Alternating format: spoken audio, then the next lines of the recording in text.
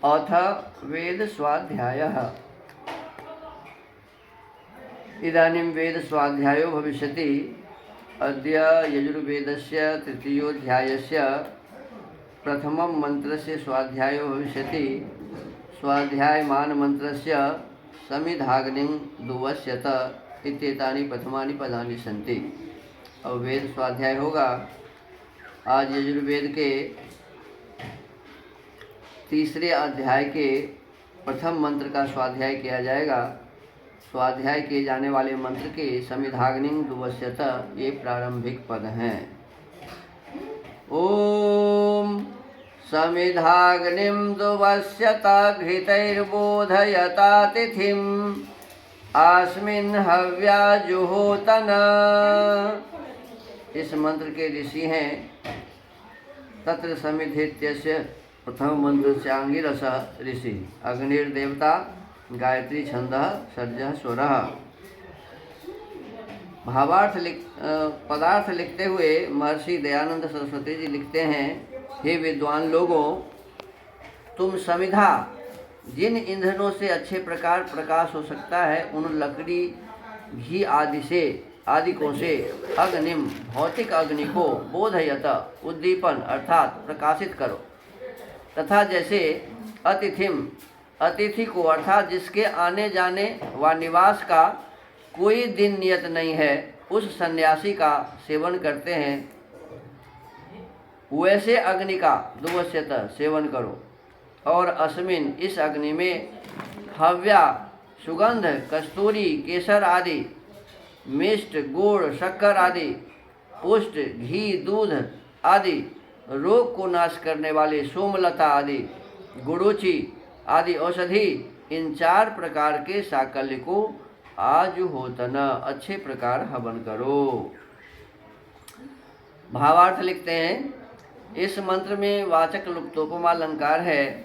जैसे गृहस्थ मनुष्य आसन अन्न जल वस्त्र और प्रिय वचन आदि से उत्तम गुण वाले सन्यासी आदि का सेवन करते हैं, वैसे ही विद्वान लोगों को यज्ञ वेदी कला यंत्र और यानों में स्थापन कर यथा योग्य ईंधन घी जलादि से अग्नि को प्रज्वलित करके वायु वर्षा जल की शुद्धि व यानों की रचना नित्य करनी चाहिए। देखिए, इस मंत्र में कई भाव हैं। सबसे प्रथम तो ये है कि हम जितने भी गृहस्थ हैं तो हमारा ये कर्तव्य है कि हमारे यहाँ जो एकाएक कोई अतिथि विद्वान आ जाते हैं तो ऐसे विद्वानों का हमें यथा सामर्थ्य जो भी हमारे पास सामर्थ्य है तो उससे उनका स्वागत करना चाहिए। भोजन आदि की व्यवस्था करनी चाहिए।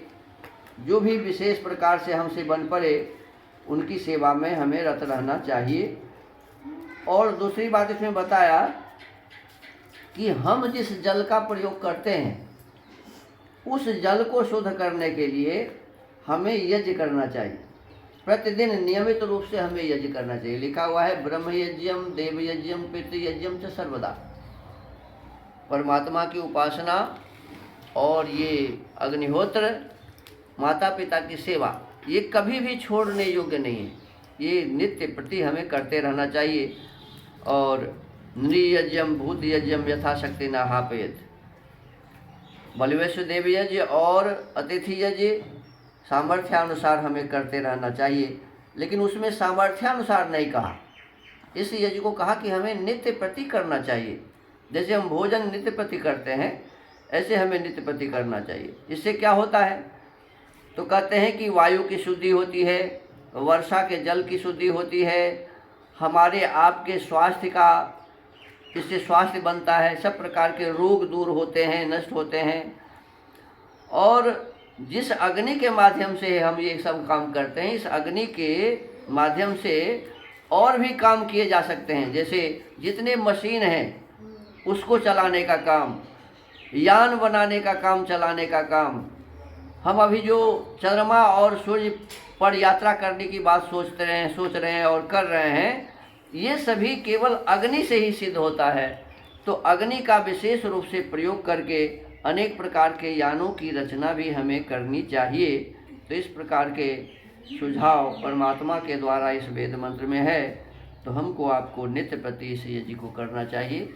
इसी के साथ आज के स्वाध्याय के क्रम को यहीं विराम देते हैं। ओम।